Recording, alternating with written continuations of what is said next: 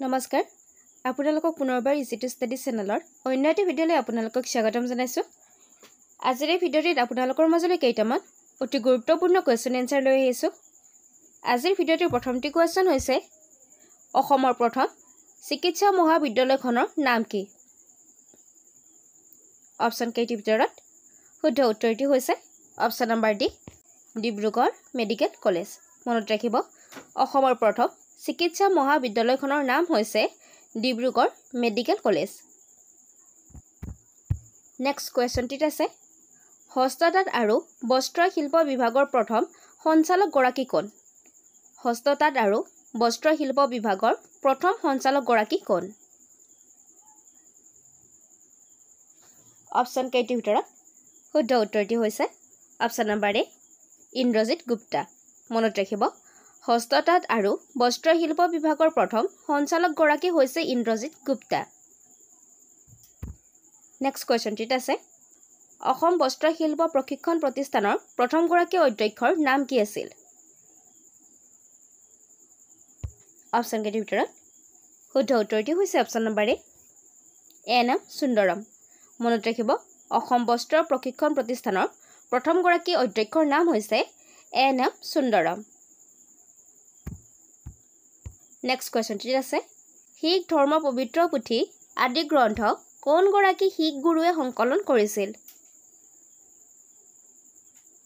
Option কেইটিৰ ভিতৰত শুদ্ধ উত্তৰটি হৈছে অপশ্যন নম্বৰ চি গুৰু অৰ্জুন দেৱ।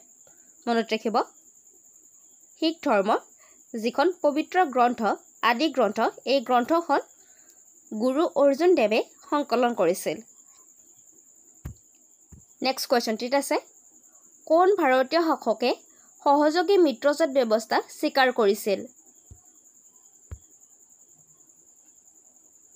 অপশ্যন কেইটিৰ ভিতৰত শুদ্ধ উত্তৰটি হৈছে অপশ্যন নম্বৰ বি হায়দৰাবাদৰ নিজাম। মনত ৰাখিব হায়দৰাবাদৰ নিজামে প্ৰথম সহযোগী মিত্ৰজোঁট ব্যৱস্থা স্বীকাৰ কৰিছিল।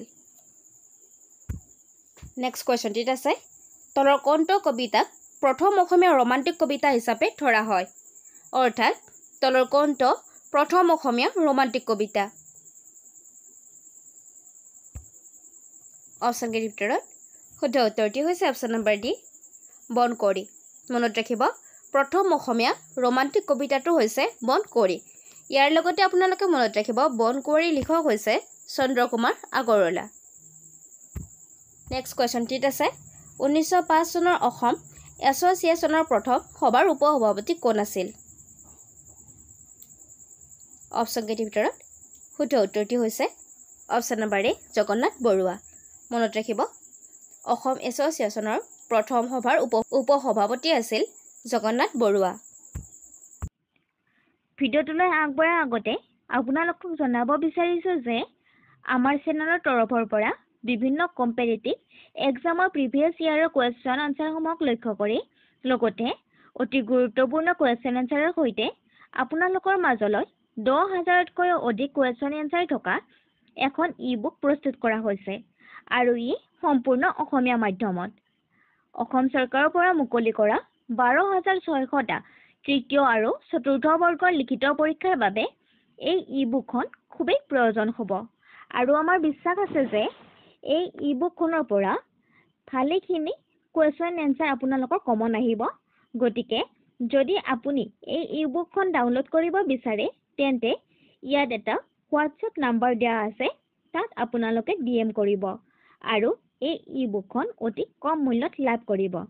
ইয়াৰ লগতে আপোনালোকে এখন ইংৰাজী গ্ৰামাৰৰ বিনামূলীয়াকৈ ই-বুক লাভ কৰিব। ধন্যবাদ। নেক্সট কুৱেশ্যনটিত আছে কোন চনত হাতী সংৰক্ষণ আইনখন গৃহীত হৈছিল? অপশ্যন কেইটিৰ ভিতৰত শুদ্ধ উত্তৰটি হৈছে অপশ্যন নম্বৰ এ 1879 চনত। মনত ৰাখিব 1879 চনত হাতী সংৰক্ষণ আইন গৃহীত হৈছিল। নেক্সট কুৱেশ্যনটিত আছে ভাৰতত প্লাষ্টিকৰ বেগ নিষিদ্ধ কৰা প্ৰথম ৰাজ্যখনৰ নাম কি? অপশ্যন কেইটিৰ ভিতৰত শুদ্ধ উত্তৰটি হৈছে অপশ্যন নম্বৰ ডি ছিকিম। মনত ৰাখিব ভাৰতত প্লাষ্টিক বেগ নিষিদ্ধ কৰা প্ৰথম ৰাজ্যখন হৈছে ছিকিম। নেক্সট কুৱেশ্যনটিত আছে পূৰ্বঘাটৰ সৰ্বোচ্চ শৃংগটো হ'ল অৰ্থাৎ পূৰ্বঘাটৰ সৰ্বোচ্চ শৃংগটো কি অপশ্যন কেইটিৰ ভিতৰত শুদ্ধ উত্তৰটি হৈছে অপশ্যন নম্বৰ চি মহেন্দ্ৰগিৰি মনত ৰাখিব পূৰ্বঘাটৰ সৰ্বোচ্চ শৃংগটো হৈছে মহেন্দ্ৰগিৰি নেক্সট কুৱেশ্যনটিত আছে তলৰ কোনখন দেশে ভাৰতৰ সৈতে ভূমি সীমা ভাগ নকৰে অপশ্যন কেইটিৰ ভিতৰত শুদ্ধ উত্তৰটি হৈছে অপশ্যন নম্বৰ বি তাজিকিস্তান মনত ৰাখিব তাজিকিস্তান দেশখনে ভাৰতৰ সৈতে ভূমি সীমা ভাগ নকৰে নেক্সট কুৱেশ্যনটিত আছে কোনজন আহোম ৰজাই জয়সাগৰ পুখুৰী খন্দুৱাইছিল অপশ্যন কেইটিৰ ভিতৰত শুদ্ধ উত্তৰটি হৈছে অপশ্যন নম্বৰ এ ৰুদ্ৰসিংহ মনত ৰাখিব ৰুদ্ৰসিংহই জয়সাগৰ পুখুৰী খন্দুৱাইছিল নেক্সট কুৱেশ্যনটিত আছে তলৰ কোনটো ভ্ৰাম্যমাণ থিয়েটাৰ আটাইতকৈ পুৰণি অপশ্যন কেইটিৰ ভিতৰত শুদ্ধ উত্তৰটি হৈছে অপশ্যন নম্বৰ এ নটৰাজ মনত ৰাখিব অসমৰ নটৰাজ থিয়েটাৰখনেই হৈছে আটাইতকৈ পুৰণি নেক্সট কুৱেশ্যনটিত আছে সাগৰ দেখিছা কোনে ৰচনা কৰিছিল অৰ্থাৎ সাগৰ দেখিছাৰ লেখক কোন অপশ্যন কেইটিৰ ভিতৰত শুদ্ধ উত্তৰটি হৈছে option number C Devakanta Barooah মনত ৰাখিব সাগৰ দেখিছাৰ লিখক হৈছে দেৱকান্ত বৰুৱা নেক্সট কুৱেশ্যনটিত আছে অসমৰ প্ৰথমটো ৰাষ্ট্ৰপতি শাসনকালত অসমৰ ৰাজ্যপাল কোন আছিল অপশ্যন কেইটিৰ ভিতৰত শুদ্ধ উত্তৰটি হৈছে অপশ্যন নম্বৰ এ লল্লন প্ৰসাদ সিং মনত ৰাখিব অসমত প্ৰথমটো ৰাষ্ট্ৰপতি শাসনকালৰ সময়ত অসমৰ ৰাজ্যপাল আছিল লল্লন প্ৰসাদ সিং নেক্সট কুৱেশ্যনটিত আছে অসম বিধানসভা কোনটো বছৰৰ পৰা প্ৰথমবাৰৰ বাবে 126 জন সদস্যৰ বিধানসভাৰ ৰূপে পৰিচিত হৈছিল অপশ্যন কেইটিৰ ভিতৰত শুদ্ধ উত্তৰটি হৈছে অপশ্যন নম্বৰ এ 1972 চনত মনত ৰাখিব 1972 চনৰ পৰা বিধানসভাৰ 126 জন সদস্য হৈছে মনত ৰাখিব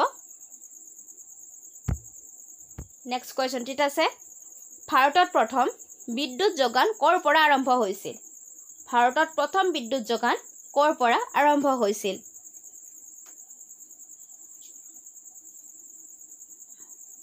অপশ্যন কেইটিৰ ভিতৰত শুদ্ধ উত্তৰটি হৈছে option number D Darjeeling next কুৱেশ্যনটিত আছে ভাৰত ৰত্ন বঁটা মৰণোত্তৰভাৱে লাভ কৰা প্ৰথমগৰাকী ব্যক্তি কোন ভাৰত ৰত্ন বঁটা মৰণোত্তৰভাৱে লাভ কৰা প্ৰথমগৰাকী ব্যক্তি কোন অপশ্যন কেইটিৰ ভিতৰত শুদ্ধ উত্তৰটি হৈছে option number B Lal Bahadur Shastri মনত ৰাখিব ভাৰত ৰত্ন বঁটা মৰণোত্তৰভাৱে লাভ কৰা প্ৰথমগৰাকী ব্যক্তিয়ে হৈছে লাল বাহাদুৰ শাস্ত্ৰী নেক্সট কুৱেশ্যনটিত আছে আন্তঃৰাষ্ট্ৰীয় অপৰাধ আৰক্ষী সংস্থাৰ মুখ্য কাৰ্যালয় কোনখন চহৰত অৱস্থিত আন্তঃৰাষ্ট্ৰীয় অপৰাধ আৰক্ষী সংস্থা মুখ্য কাৰ্যালয় কোনখন চহৰত অৱস্থিত অপশ্যন কেইটিৰ ভিতৰত শুদ্ধ উত্তৰটি হৈছে option number a lion France মনত ৰাখিব আন্তঃৰাষ্ট্ৰীয় অপৰাধ আৰক্ষী সংস্থাৰ মুখ্য কাৰ্যালয় লায়ন ফ্ৰান্সত অৰ্থাৎ ফ্ৰান্সৰ লায়নত অৱস্থিত